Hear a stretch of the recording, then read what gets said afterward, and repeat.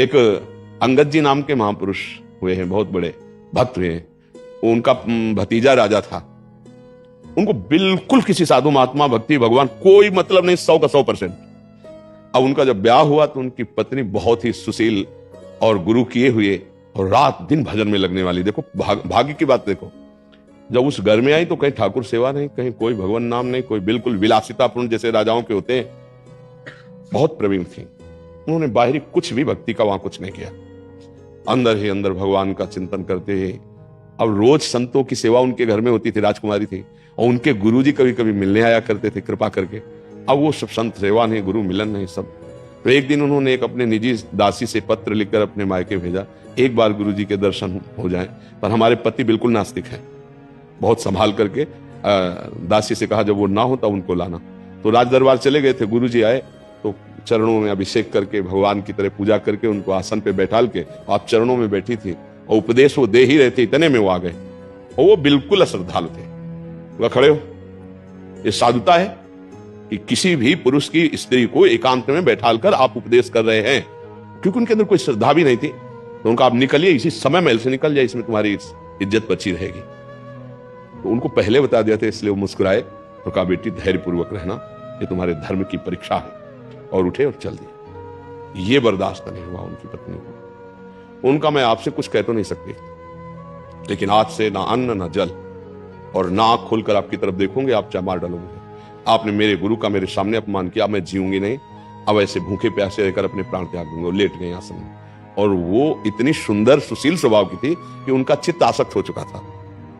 2-4 दिन हो गए तब वो व्याकुल हो गए, पैरों के पास बैठ गए। उन्होंने कहा मैं क्षमा चाहता हूं आपसे, मुझे इतना पता नहीं था कि आपका इतना हृदय साधु संग में रंगा हुआ है। कैसे आप प्रसन्न होंगे, कैसे आप जल और भोजन ग्रहण करेंगी?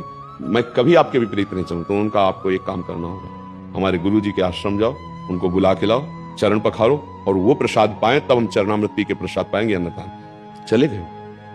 पत्नी में अत्यंत आसक्ति होने के कारण कि ये राजी हो जाए, ये बच जाए, गए। जे ही प्रसाद पवाया और उन्होंने स्वयं पाया, उनको रोना आ गया। मैं इतना नीच हूं कि ऐसे संत के प्रति ऐसी भावना, ऐसी पत्नी के प्रति ऐसी भावना, धिक्कार है हमारे जीवन को। बड़ी ग्लानि हुई। पत्नी से कहा घर में ठाकुर विराजमान करो, हम दोनों मिलकर सेवा किया करेंगे, और अतरे दिन संत सेवा करवाएंगे। खोज करवाते गए हुए संतों को बुलाए। अरे इतने महाभागवत हो गए वो कि बिना भोग लगाए ठाकुर जी का कुछ पाते नहीं थे।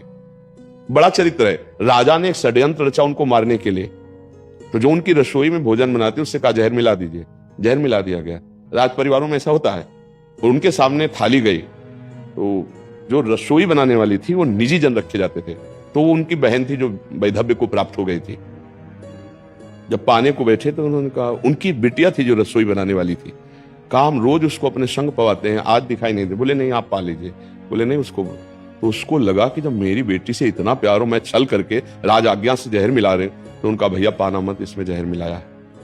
उनका क्यों? बोले राज आज्ञा है, अगर मैं जहर नहीं मिलाती तो मेरी गर्दन उतार दी जाती। तो उनका ठाकुर जी को भोग लग गया है? कहा। बोले अब नहीं छोड़ूंगा, ठाकुर जी का भोग लग गया अब नहीं। वही जो इतने नास्तिक स्वभाव पहला था, उन्होंने पूरा सब पा लिया। कुछ भी नहीं हुआ, कुछ नहीं हुआ। उसमें भक्तमाल जी में है चरित्र अंगद जी का, कुछ नहीं। बड़े महापुरुष हुए, आगे चलो बड़े महापुरुष हुए। तो हमें लगता है कि यदि हमारी भक्ति शुद्ध है तो परिवर्तन तो परिवार का निश्चित हो जाएगा, आज नहीं तो कल। हमको द्रोह नहीं पैदा करना चाहिए, हमें अपनी भक्ति अंदर से बढ़ानी चाहिए, भगवान से प्रार्थना करनी चाहिए, तभी मंगल होगा। जी।